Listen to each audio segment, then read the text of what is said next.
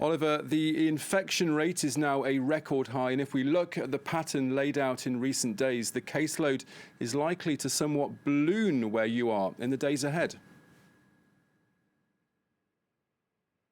Yeah, today's case numbers, which will be announced in a couple of hours, are likely to be higher still than the 1,514 announced yesterday. There have been successive records broken in Hong Kong over the past couple of weeks. This is a city that over the last 2 years of the pandemic, even at the height of previous waves, only ever saw about a maximum of 150 to 200 cases per day. So this is pretty much unprecedented. It's largely because of Omicron, which is, as it has elsewhere in the world, has pretty much destroyed the barricades of Hong Kong's zero COVID policy. John Lee, the city's number 2, yesterday said that a lockdown would be a last resort, but he didn't rule it out either.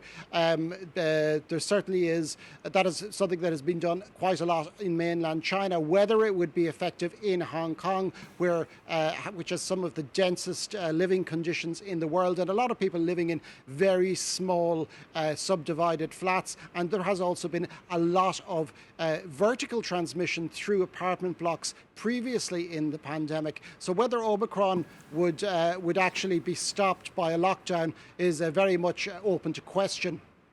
And Oliver, this is of course a situation that's got many locals worried about new stay-at-home orders, with some finding it also more difficult to fill their supermarket trolleys.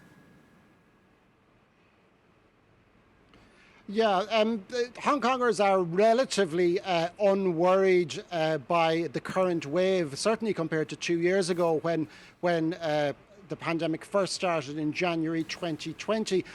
Those who are vaccinated, and a lot have booster shots now, are themselves not particularly worried about getting serious infection from Omicron. However, among Hong Kong's elderly, only about 54% of the over 70s are currently vaccinated, and that drops to 37% for the over 80s. This has been the combination of a number of factors, particularly the Hong Kong government dragging its heels on vaccination over the past 11 months. Even yesterday, John Lee, in a press conference, sidestepped a question about raising the vaccination rate. The vaccination rate has risen over the past 2 to 3 weeks, particularly among the elderly. But of course, there is no real inoculation against the virus until about 6 weeks after the first jab. So it may actually be too late for some people. There have been 7 deaths in the past week in Hong Kong. Not too many, but certainly compared to Western countries. But it is something that Hong Kong people are worried about right now. Okay, Oliver Farry.